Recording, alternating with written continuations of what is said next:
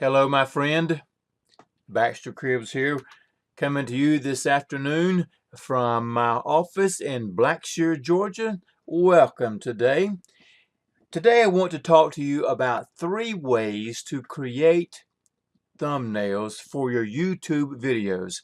And many people overlook this because it seems to be such a small item, but creating thumbnails, good thumbnails for your videos is a very important thing you ought to have. Number one, because this is something that YouTube likes. Number two, because things that are eye-catching and appealing to the people scrolling through the YouTube channels, this is something that stops them and says, oh, let me look at that. Now, before we go on to the next slide here, if you would, click on the red button below this video there that says subscribe. That way you will not miss any of my future videos that I'm going to create as I continue this journey into YouTube of learning myself and also happen to share great things with you as well. So just click on that subscribe button down below. Now, how would you like to create eye-catching thumbnails for your videos? And of course, the answer is going to be yes, Baxter, I would want to create these things because that's going to get me more engagement, more clicks, more audiences, and so forth. So, thumbnails like these are good examples of the last ones that I've created here that you can see. And like this last video, here's another one right here that I've recently done. And if you'll notice there, something familiar about this is that I'm actually using the same background for this video that I used for that one and just made the thumbnail with it there.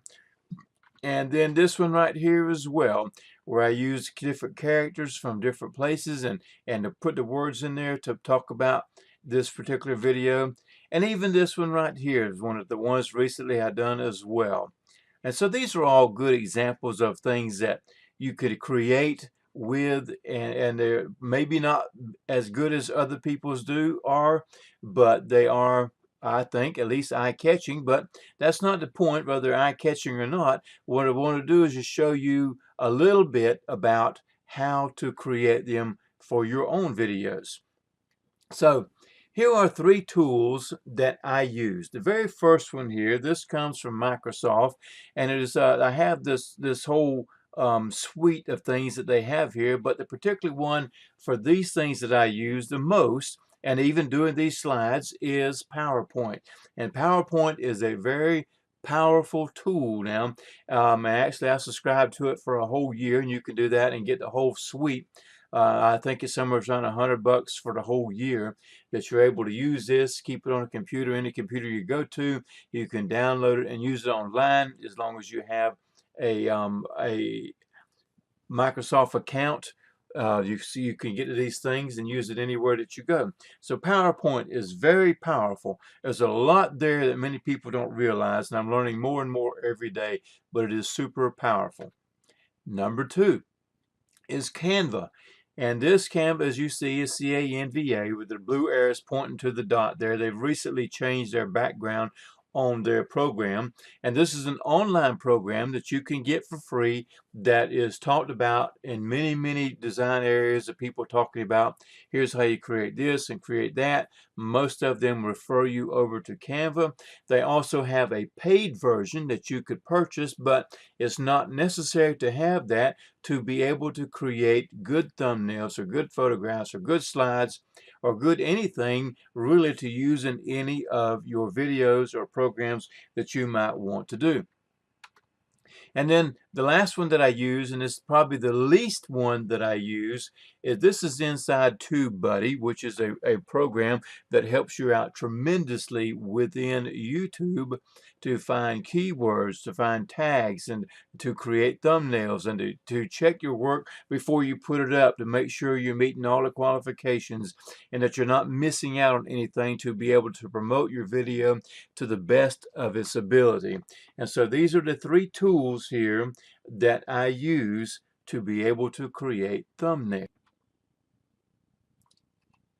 Now, what I want to do now is to step out of my program here, out of my PowerPoint that I've been creating this in, and to show you was exactly what I said. This is the thing that I use the most because it is such a powerful tool.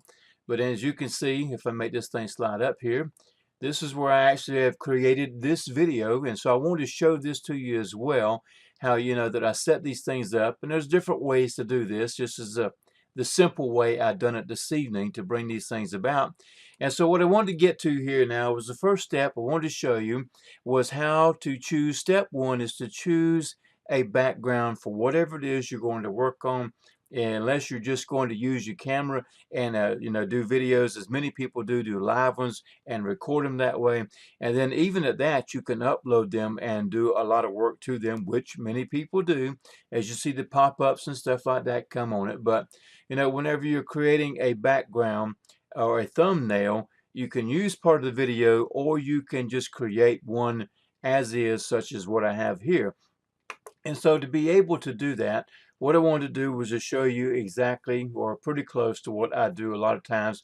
And so step one is choose a background. Now, where do I get a background from? Well, if you want to use some of the stuff that's in this right here, you can use designs.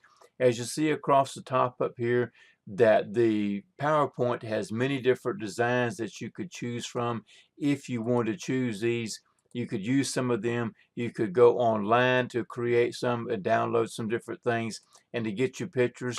But what I did with this one right here, particularly this one, what I did with it is that I went to this very place you're looking at right here.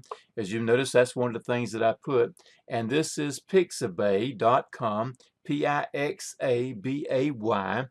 And what I done, you see right here, I took and I typed in Microsoft PowerPoint.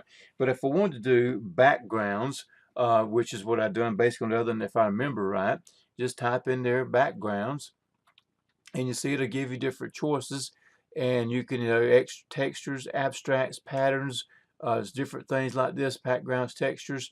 Let's just choose images real quick, and hopefully everything will come up like it's supposed to come up nice and clean for us. You got to be careful here because some of the stuff, they do have some nudity in there, and you don't want to use that, of course, not unless that's something that you're into as far as promotions. But anyway, you can choose a lot of these things here, and from these places. See, this here right here would be a good background to me for something, and it depends on what the topic was. This could be a good background, and your sizes are going to matter as well now, because you want to use something that's going to relate, or at least come close to what you're doing. This right here could be a background that you could actually write on this tablet here, and I learned that from taking photos, that you want to, when you do something like that, you want to leave space, like this space over here beside this tree, to be able to write things on. And that way, that becomes a good picture for backgrounds. But anyway, you just simply choose one from here, download it, then upload it into your program of, whether it be PowerPoint or over here, that you could either actually go to Canva. If you'll notice right here, some things here that they've done, they give you choices to choose from. And so if you're creating a thumbnail, you just simply scroll over here to the one that says thumbnail right here, and you click on that, and it will open up into another program, another screen, and then you'll have the actual size of the thumbnail that is supposed to be in the YouTube upload place where you put that in there.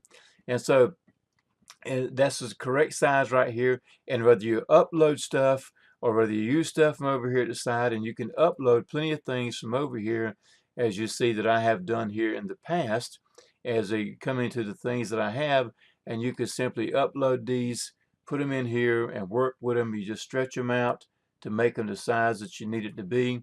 And if I've already done that from my PowerPoint, like you see this one is, then I just put it over here and then downloaded it just so it would be the right size, and uploaded it, and I didn't have to worry about trying to get it the right size from PowerPoint. So that's the way I use that. And you can do all these things here as well without me going into that program. It's not very hard to work with. You can see there's a lot of stuff up here.